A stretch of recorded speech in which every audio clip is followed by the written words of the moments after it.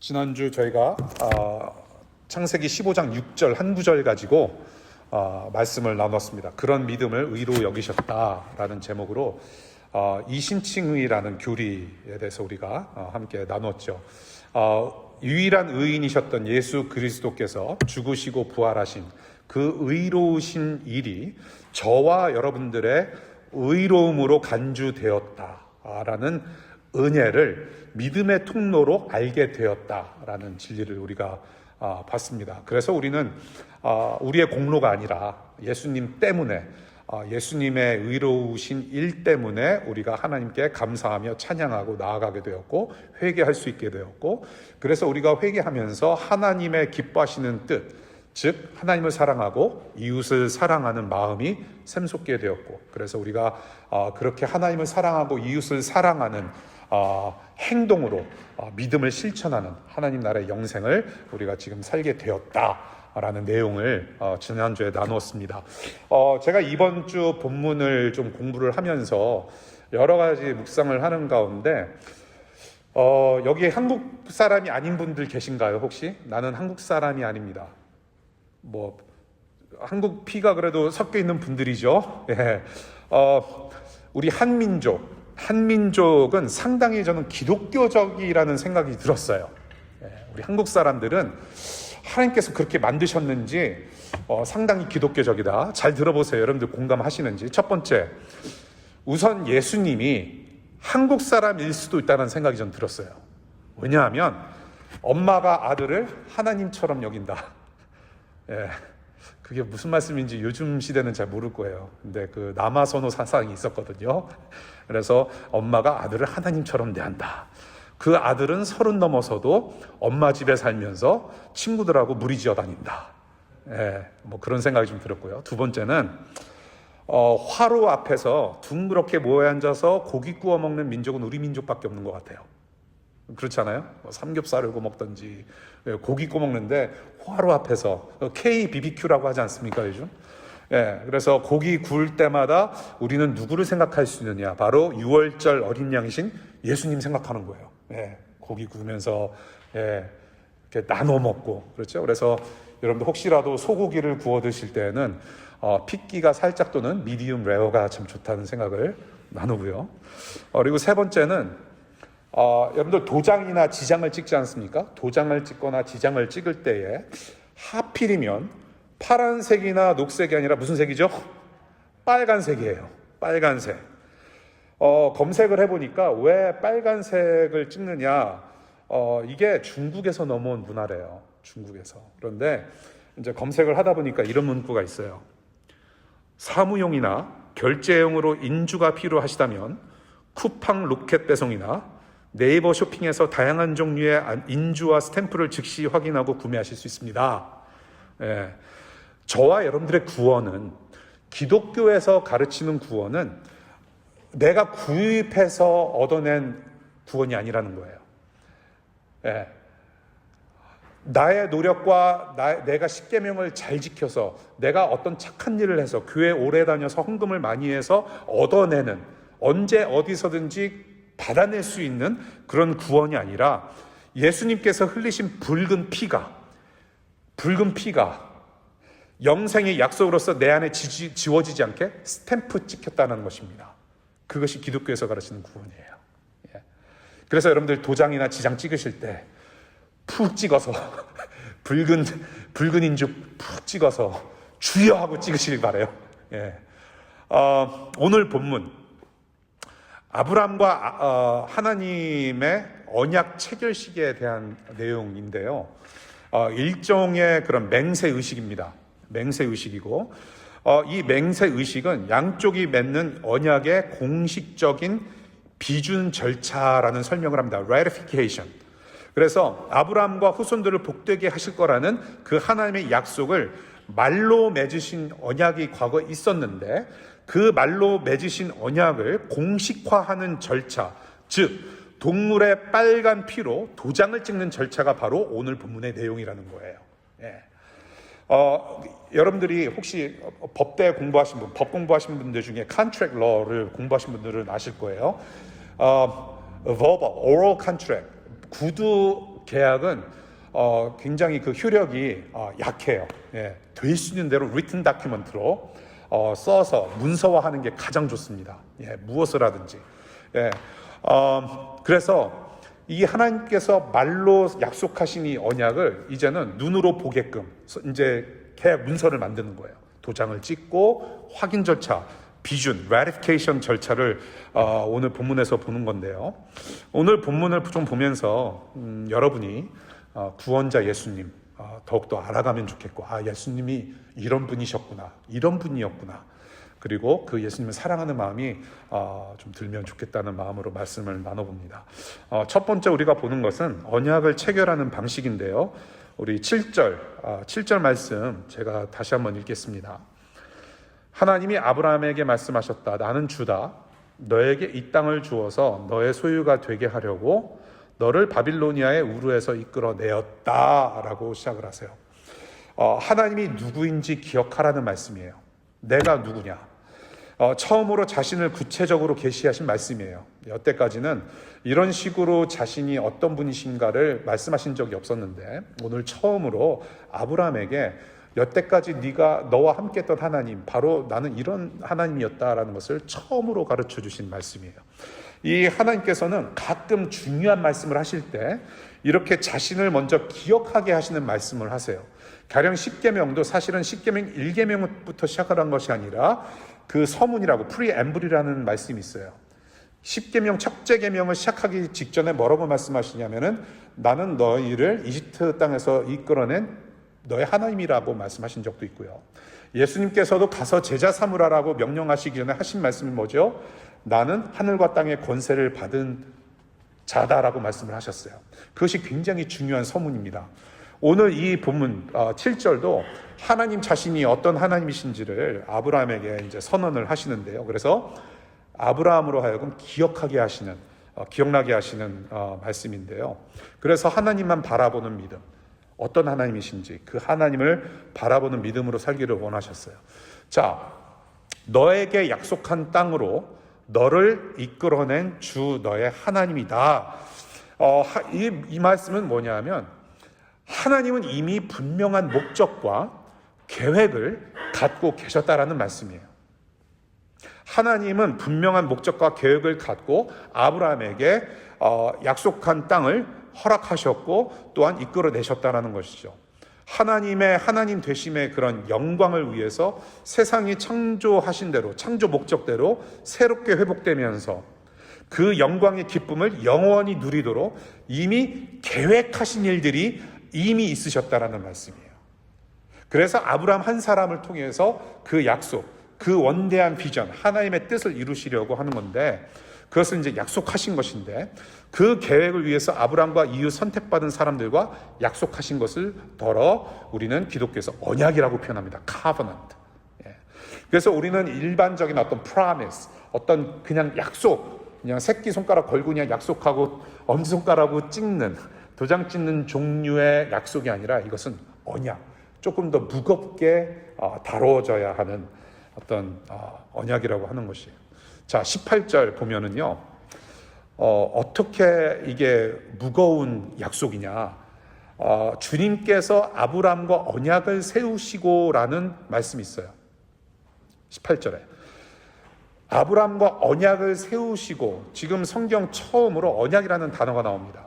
여러분들이 우리 교회에서 예배하실 때는 반드시 성경을 피고 보셔야 돼요.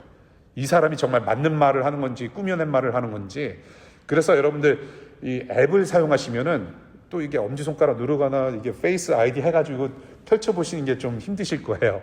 그래서 성경책을 가지고 다니신 걸 이렇게 권해드리는데요. 언약이라는 단어의 원어는 베리트라는 단어예요. 히브리어 원어로 베리트인데 이 족쇄라는 뜻이 있어요. 비리투라는 어원에서 나온 말인데 족쇄라는 뜻이 있습니다. 족쇄가 뭐예요? 꽉 붙잡고 있는 거예요. 수갑 차듯이. 그러니까 족쇄처럼 의무를 지고 있다라는 뜻입니다. 그것이 베리트라고 하는 언약이에요. 그러니까 굉장히 무거운 거예요. 족쇄는 가볍지 않습니다. 의무가 주어져요. 무거운 의무가 있습니다. 그렇죠? 책임이에요. 그리고 언약을 세우다라는 뜻은, 세우다는 카라드라고 하는 건데 자르다라는 뜻이 있대요.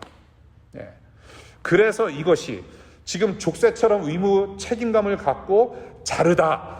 이것이 바로 하나님께서 아브라함과 언약을 체결하신 방식입니다. 자, 말씀하신 그 땅을 차지하게 될 것을 내가 어떻게 알겠습니까? 라고 하는 아브라함의 단순한 질문에 응답하신 그 방식, 언약 체결식에 사용될 준비물을 명하셔요. 자, 9절과 10절인데요. 여러 동물이 나오죠. 자, 퀴즈를 냅니다. 몇 년짜리 동물들을 원하시나요, 주님께서? 예, 제 손가락을 보시면 큰일 나는 거예요. 3년이에요, 3년. 자, 3년 된 동물들을 준비하라고 하시는데 왜 3년일까? 제물로 바치기에 적당할 만큼 잘 자란 정도라는 거예요. 예, 치밀하신 거죠. 자, 이 동물들을 두 쪽으로 쪼개라. 옛날 성경으로는 제가 알기로는 개역 한글로 각을 뜨라는 말이 있는 것 같아요. 각을 떠라. 굉장히 무서운 말이에요. 여러분들 스테이크 자를 때 각을 뜨는 거예요. 예, 칼로 쪼개서 미디움 레어. 예, 피가 짤짤이 두 쪽으로 쪼개라. 그런데 다른 동물들은 두 쪽으로 쪼갤 만해요. 왜냐면 좀 크기 때문에. 그런데 여러분들 비둘기 보세요. 하나님의 말씀 중에, 명령 중에 비둘기를 쪼개라는 말씀 없어요. 비둘기는 왜 쪼개지 못하는가? 너무나도 작기 때문에. 그렇죠?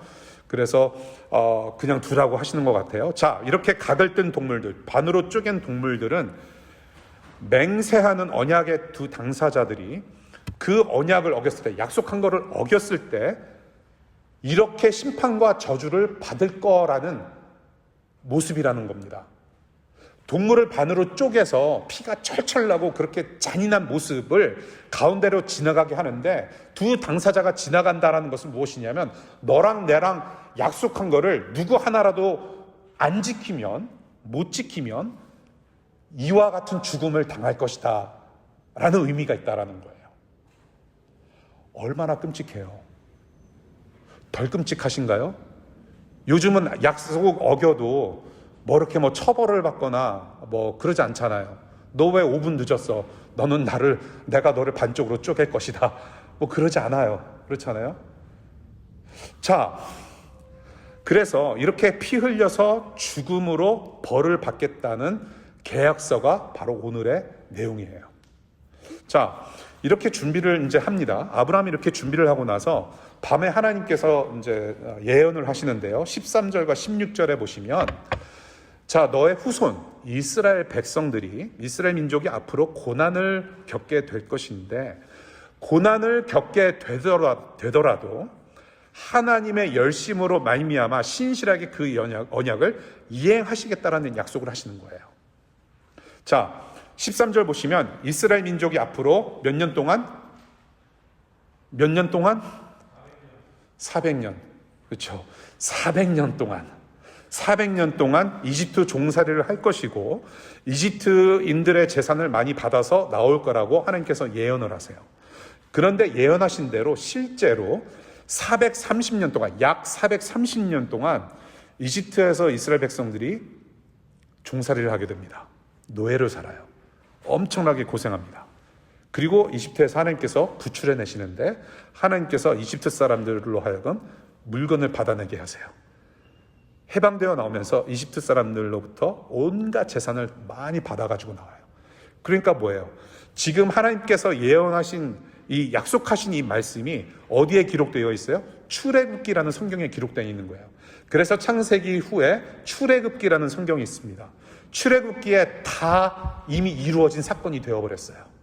그러니까 하나님의 말씀, 하나님은 분명한 계획이 있으시고 말씀하신 그 계획을 다 실천하고 이루시는 하나님이시란 말이에요.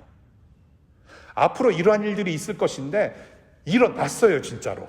출애굽기를 보시면 우리가 성경을 읽을 때 잊지 말아야 되는 굉장히 핵심되는 어떤 기준이 뭐냐면, 하나님께서 말씀하실 때, 하나님께서 성경을 통해서 저와 여러분들에게 말씀하실 때는 말씀은 곧 성취라는 거예요. 하나님의 예언은, 하나님께서 하신 말씀은 곧 완성이다. The word of God is already completed, fulfillment. 하나님께서 하시는 모든 말씀은 완성이에요. 이스라엘이 비록 이런 고난의 시기를 400년 동안 지날지라도, 아브라함이 비록 언약의 복을 직접 누리거나 볼 수 없을지라도 하나님은 언약을 반드시 지켜내신다는 약속을 하세요. 자, 이 약속을 아브라함이 어떤 때 말씀하세요? 12절을 보니까 아브라함이 뭐 하고 있어요? 아브라함이 뭐 하는 중에? 자는 중에 깊은 공포와 어둠이 짓누르게 되었다라고 표현을 해요. 자, 왜 이런 어둠과 공포가 아브라함에게 엄습했을까? 왜 아브라함이 이렇게 힘든 잠을 자게 되었을까? 여러 견해가 있을 수 있지만은 저는 이렇게 생각해요. 동물을 쪼개서 언약을 세운다는 것 자체가 아브라함이 죽을 가능성이 훨씬 더 높다라는 거. 그렇지 않겠어요? 예. 이 쪼개진 동물 사이로 내가 지나갈 수 있는 거구나. 내가 이렇게 될 수 있는 거구나. 내가 이러한 저주와 심판을 받을 수 있겠구나. 어떤 그러한 죽음에 대한 어떤 스트레스를 엄청 받지 않았을까라는 생각이 들어요. 여러분들도 그렇지 않아요? 어떤 스트레스를 받을 때, 어떤 어려움에 직면했을 때 평소 때도 막 그냥 힘들지만 밤에도 나타나는 거. 네. 여러분들 중에 혹시라도 아내의 괴롭힘을 당하는 남편들이 있다면 눈으로 보는 것도 힘든데 꿈속에서도 그녀가 나타난다면 얼마나. 네, 좀 웃으시는 분 계세요. 네, 저처럼. 네, 직장 상사로부터, 혹은 미국에 이제 이민을 왔는데, 혹은 공부하러 왔는데, 인턴십을 왔는데 비자 변경이 안 돼서 이거 쫓겨날 것 같고 추방당할 것 같고 그런 어려운 과정들이 있잖아요. 비자 스테러스. 혹은 재정적으로 힘들 때, 여러 가지로 힘들 때, 혹은 질병, 아플 때, 심히 아플 때, 그러한 스트레스가 꿈에서도 나타나고 잠을 못 이루는 그러한 상태가 바로 아브라함의 상태가 아니었을까 싶어요. 아브라함, 삶과 죽음 가운데서, 그 약속 가운데서 굉장히 무서웠을 거란 얘기예요.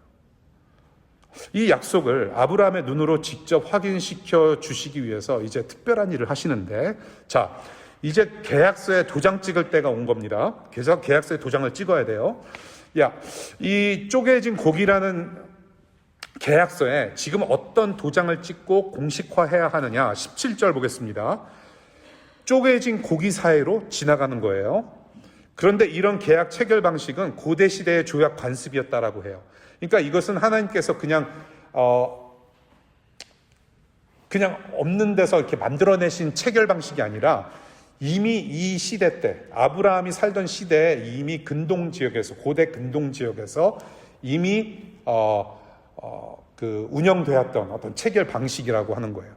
그러니까 그 방식을 통해서 아브라함과 그 후손들이, 그 시대 사람들이 알 수 있게끔 이렇게 하신 거라고 보는데요. 자, 두 당사자가 쪼갠 고기 사이로 지나가면서 어느 누가 약속을 깨면 이렇게 죽는다, 약속을 하시는 건데, 삶과 죽음의 약속인데, 그래서 그 고기 사이를 지나가는 것은 죽음의 골짜기를 지나가는 것인데, 본문 기록처럼 우월한 위치, 조금 더 나은 위치에는 갑이 일방적으로 체결하는 관습이 있었다고 그래요. 그러니까 두 당사자가 지나가지 않더라도 한 당사자가 대표로 갑이 될 만한 조금 더 힘이 있는 당사자가 지나갈 수도 있다라고 하는데, 자, 여기서 지금 누가 지나갑니까? 누가 지나가요? 자, 하나님이 지나가세요. 하나님은 영이시기 때문에, because God is spirit, you cannot see him. 하나님은 눈으로 볼 수 있는 존재가 아니에요. You cannot see God. 하나님을 볼 수 있다라고 말씀하시면은 다른 하나님 믿고 있는 거예요. Yeah, you must be believing some other God.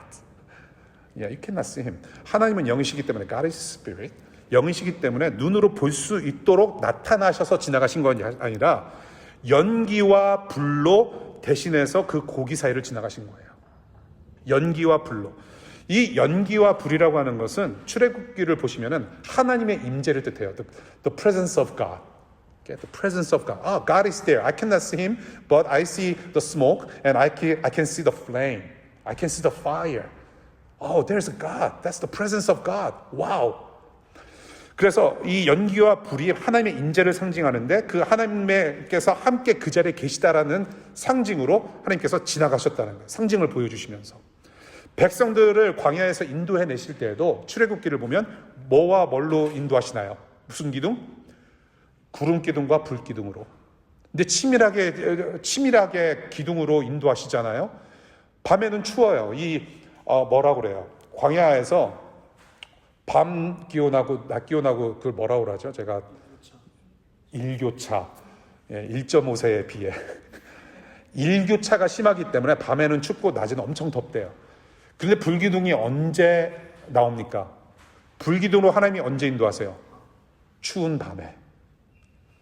낮에는 시원하게 인도하셨어요. 구름기둥으로. 하나님의 임재를 뜻해요. 이 고기 사이를 그렇게 하나님이 지나가셔서 아브라함과 맺으신 언약에 도장을 찍어요. 도장을 찍으세요. 이 방식은 여러 가지로 여러 모양으로 여러 가지로 제가 설명을 드릴 수 있는데 제가 3시간은 설교할 수가 없으니까 딱 하나만 말씀을 드릴게요. 지난주처럼 3시간 하지 않습니다. 오늘 메모리얼 데이를 맞이해서 이렇게 방문 오신 분들께 특별히 배려해 드리는 거예요. 이 방식은 하나님의 희생을 의미해요. Yeah. This whole ceremony teaches us the sacrifice of God. 하나님의 희생이에요. God's sacrifice. 하나님이 언약을 어길 경우에 그럼 뭐예요? 하나님도 이렇게 희생하겠다라는 겁니다. 이런 저주와 심판을 하나님도 받겠다라는 얘기예요. 아브라함이 잠결에 어떻게 느꼈어요? 언약 체결에 대한 어떤 어둠과 공포에 짓눌렸다라고 표현하지 않습니까? 뭐예요? 아브라함의 그 어둠과 공포를 하나님께서 대신 감당하시겠다라는 약속을 하시는 거예요. 내가 희생하겠다. 내가 그 어둠과 공포를 내가 대신 뒤집어 쓸 수 있다라는 말씀이죠. 더 나아가서 죄인된 모든 사람들이 여러분 한 명 한 명이 감당할 수 없는 엄청난 저주인데 이 엄청난 저주 우리 사람들이 너희들이 우리들이 감당할 수 없음을 이미 다 아시고 하나님께서 희생하시겠다는 일방적인 약속의 선언이기도 해요. 그래서 아브라함이 지나간 것이 아니라 하나님께서 연기와 불로 지나가신 거예요. 그래서 언약이라고 할 때 하나님의 언약, 기독교에서 말하는 하나님의 언약은 그래서 일방 어떤 이 갑과 을이 그냥 이렇게 새끼손가락 걸고 약속하는 정도의 차원이 아니라 굉장히 무거운 하나님께서 만들어 가시는 언약이라는 겁니다. 이거는 보통 언약이 아닌 거예요. 일방적인 약속의 선언이에요.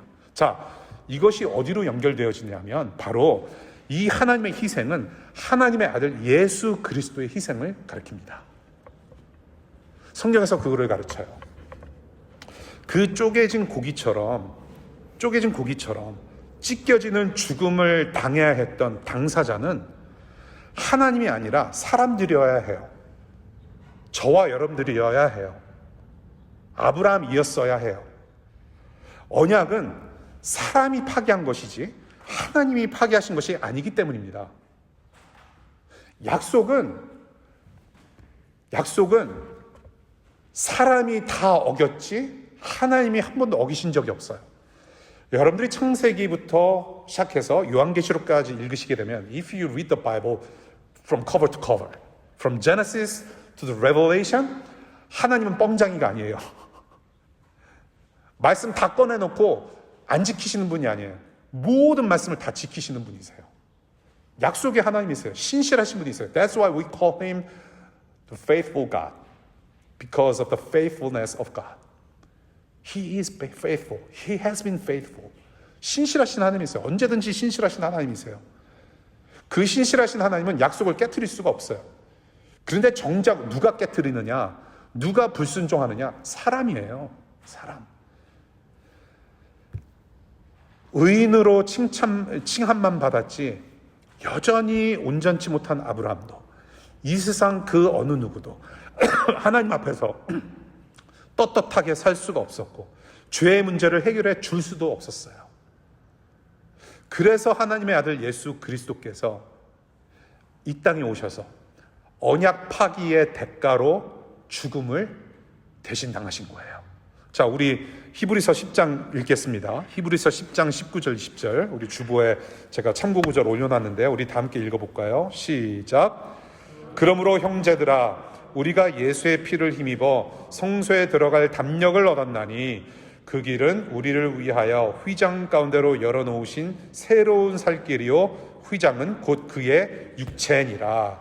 자, 희생 제사에 적합한 아주 흠이 없는 동물처럼 죄 없는 유일한 사람 대표로서 예수 그리스도께서 저와 여러분들을 대신해서 살이 찢기는 십자가에 달려 죽으셨어요. 이 찢겨진 살과 흘리신 피로 언약 파기의 죄값을 대신 치르셨고 그 찢겨진 살과 피 사이를 우리가 지나가서 하나님 앞에 다시 나갈 수 있게 되는 거예요. 예수님의 찢기심 때문에 우리가 앞으로 나아갈 수 있었어요. 예수님께서 찢겨 나가셨기 때문에 두 동물처럼 찢겨 나가셨기 때문에 그 사이를 우리가 지나갈 수 있는 거예요. 예수님의 흘리신 피 때문에. 그래서 여러분들이 복음서를 읽으실 때 예수님께서 죽으실 때 어떠한 막 여러 가지 일들이 일어나거든요. 근데 그 중에 어떤 일들이 일어나냐면은 성전 안에 오직 제사장만이 들어갈 수 있는 예배 장소, 지성소라는 예배 장소가 있었어요. 성소. 근데 거기는 아무나 못 들어가기 때문에 오직 제사장만 들어갈 수 있기 때문에 거기에 커튼을 쳐놨습니다. 휘장이라고 해요. 성경에서는. 휘장이 찢어졌다라고 표현합니다. 그게 바로 사람이 찢어낸 것이 아니라 예수 그리스도께서 찢기시는 십자가에서 죽으실 때 그렇게 나온 거예요. 그렇게 된 거예요. 뭐냐면은 예수님께서 죽으신 것 때문에 우리가 제사장뿐만 아니라 우리가 저와 여러분들이 누구든지 하나님 앞에 나아가서 예배할 수 있게 되었다라는 천국의 문을 활짝 열어주신 거예요. 하늘의 문을. 네. 그래서 커튼이 찢어지기 때문에 누구든지 하나님을 언제든지 예배할 수 있고 언제든지 하나님을 만날 수 있고 저와 여러분들이 예수님의 피 때문에 언제든지 하나님의 자녀가 될 수 있고 그 자녀 피로 우리가 믿는 즉시 하나님께서 믿음을 주시는 즉시 저와 여러분들은 영생을 살 수 있게 되었다는 것입니다. 새로운 살 길이 열렸고 새로운 세상이 열렸다는 거예요. 예수님의 찢겨지심 때문에. 그래서 요한복음이 오직 예수 그리스도만이 길이요 진리요 생명이라고 가르치는 거죠. 예수님밖에는 그런 일을 하는 사람이 없어요. 예수님 외에는 저와 여러분들을 위해서 누군가가 쪼개짐을 당하고 희생당한 적 없습니다. 저와 여러분들이 영원한 생명으로 하나님 나라 자녀로 살기 위해서는 예수님이 오셨어야 됐고 그 예수님께서 이런 일을 하셨다라는 거예요. 오직 예수 그리스도만이 He is the way, the truth and the life. 그러고 보니까 요한이 하나님께서 우리 주님께서 사랑하시던 요한이 계속해서 무엇을 강조합니까? 이렇게 길이요 진리요 생명이신 우리 주님 바로 사랑이셨구나. God is love. 그래서 요한 1, 2, 3서 그렇게 사랑을 강조하는 거예요. 그래서 이 예수 그리스도의 찢기신 살을 우리가 믿음으로 받아들여야 살 수 있어요, 여러분.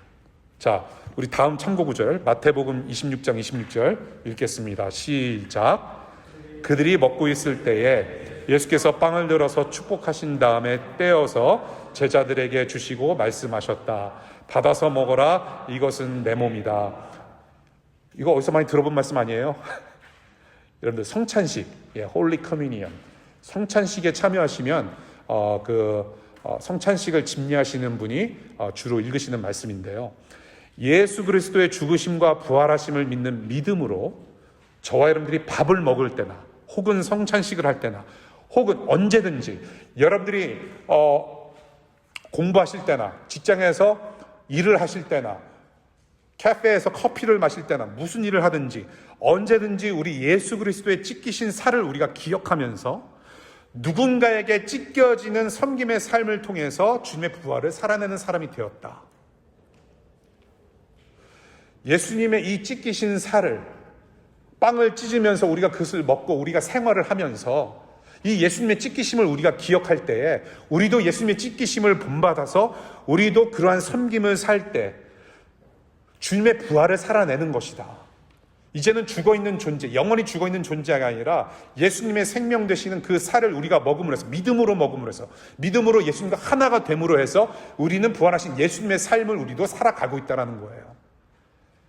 그래서 우리가 그렇게 주님의 부활을 살아내는 온전한 하나님 나라 사람이 되어가는 것인데, 이것이 바로 오늘 본문 언약 체결식이 가리키고 있는 예수 그리스도께서 지금도 우리 안에 하고 계시는 일이란 말입니다. 예수님의 피를 저와 여러분들의 마음에 계속 적셔주세요. 그리고 그 적시는 피로 생명되게 하시고 하나님 나라 자녀로 이 땅에서 살아가게끔 인도하시는 것이죠. 이것이 바로 여러분들을 향한 하나님의 계획이었고, 예수 그리스도께서 이루신 계획이었고, 하나님께서 가장 기뻐하시는 일이에요. 하나님의 뜻이 무엇일까? 앞으로 저희가 6월인가요? 6, 7, 8월 Curious Series, 정말로 우리가 신앙생활하는데 궁금한 것들, 질문을 좀 다뤄보는 설교 시리즈를 하겠다라고 말씀드렸는데, 하나님의 뜻이 아마 첫 번째인가 두 번째인 것 같아요. 하나님의 뜻을 어떻게 구별할까? 예, 그거 가지고 이제 엄청나게 많은 이야기를 또 우리가 나눌 수 있을 텐데, 첫 번째 하나님의 뜻은 저와 여러분들이 미국 땅에서 안정적인 비자를 받고 20만 불, 30만 불 연봉 받는 것이, 그것이 궁극적인 하나님의 뜻이 아니라는 거예요. 학위를 받고 이 세상에서 추구하는 그 세상의 성공과 복을 그대로 따라가거나 그런 것이 하나님의 뜻이 아니란 말이에요. 궁극적인 하나님의 뜻은 하나님의 사람이 되는 거예요. 온전한 사람, 하나님을 사랑할 줄 알고 모든 만물, 사람을 또한 사랑할 줄 아는 사람이 되는 거예요. 그것이 기뻐하신 뜻이에요. 근데 그것을 어떻게 이루느냐? 우리가 죄인 되었을 때 예수님께서 대신 오셔서 우리의 그러한 허물과 죄를 다 감당하시고 그런 사람 되게끔, 하나님 사람이 되게끔 하신 거예요. 이것이 바로 여러분들을 향한 하나님의 기쁜 뜻이에요. 비록 이 세상에서 나는 실패를 경험하고, 요즘 넷플릭스 절찬리 상영되는 드라마 무가치함과 싸우는 우리 아닙니까? 나는 가치가 있다라는 존재. 여러분, 이사야서 우리 함께 읽겠습니다. 이사야서 53장 10절인데요. 이 본문은 개역개정을 가지고 왔는데요. 함께 읽겠습니다. 시작. 여호와께서 그에게 상함을 받게 하시기를 원하사 질고를 당하게 하셨은즉 그의 영혼을 속건 제물로 드리기에 이르면 그가 씨를 보게 되며 그의 날은 길 것이요 또 그의 손으로 여호와께서 기뻐하시는 뜻을 성취하리로다. 하나님은 예수님을 죽이신 것 자체로 기뻐하신 것이 아니에요. 그렇게 하나님은 막 무서운 공포 스릴러 하나님이 아니세요. 아, 내 아들 죽었네, 기쁘다, 그런 분이 아니에요. 무엇 때문에 기뻐하세요? 그 예수 그리스도 아들의 죽음의 결과로 저와 여러분들이, 피조물들이 모두 영원한 기쁨 가운데 있게 될 수 있기 때문에, 기쁨 가운데 있기 때문에 다시 창조주를 예배하면서 하나님 자신의 영광 드러내심을 미리 내다보시고 기뻐하신 거예요. 독생자를 예수께서 하신 일 때문에 얻은 결과를 미리 보시고 기뻐하신 거예요. 다시 말씀드리지만 우리가 하나님을 사랑하지 않고 이웃을 사랑하지 않고 하나님의 사람이 아니었을 때 예수님께서 우리를 다시 하나님의 사람으로 회복시키셨다. 그것을 미리 내다보시고 기뻐하셨다. 지금도 기뻐하시는 뜻이에요. 저는 여러분들이 이 하나님의 기쁨, 이 기쁨은 하나님만의 기쁨이 아니라 저와 여러분들의 기쁨이에요. 예수 그리스도의 희생으로 그 영광 안에 들어감으로 우리가 회복돼서 구원을 살아내는 저와 여러분들 교회의 기쁨이에요. 인데 저는 이 기쁨을 누리시면서 살 수 있기를 바라요. 비록 힘든 우리가 일상을 살아가면서 고통을 우리가 경험을 해요. 지난주에 저희 교회를 거쳐갔던 우리 청년 교우 한 분이 병으로 주님 품으로 갔어요. We don't know what's going to happen. Really don't know. 33, 34밖에 안 됐어요.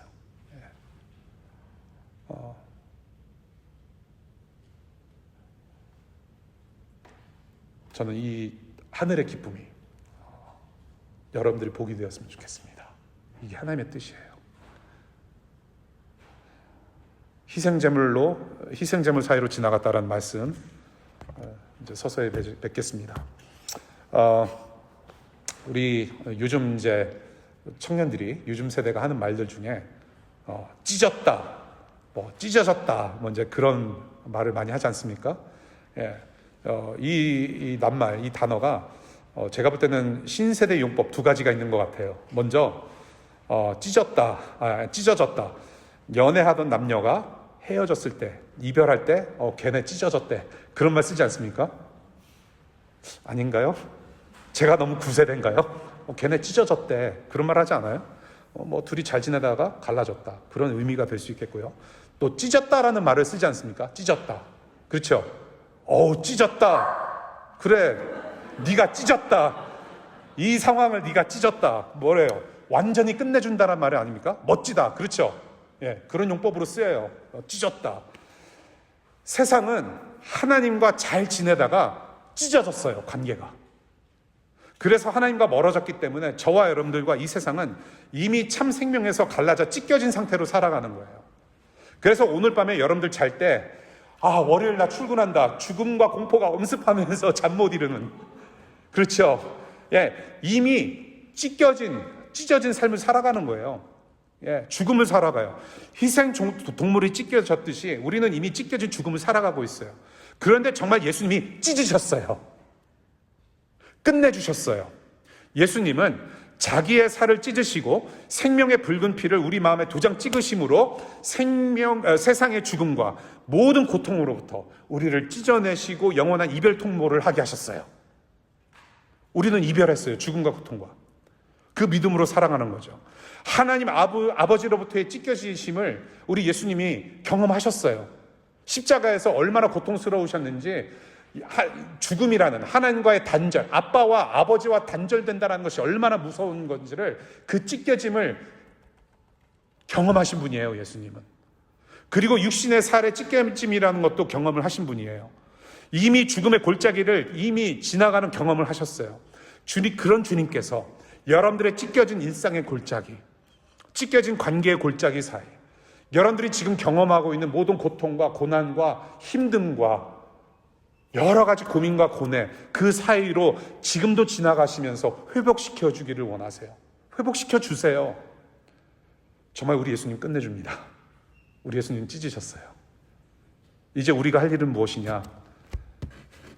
우리 마음을, 내 마음을 그 주님 앞에 매일 찢으며 나아가는 거라고 저는 생각해요.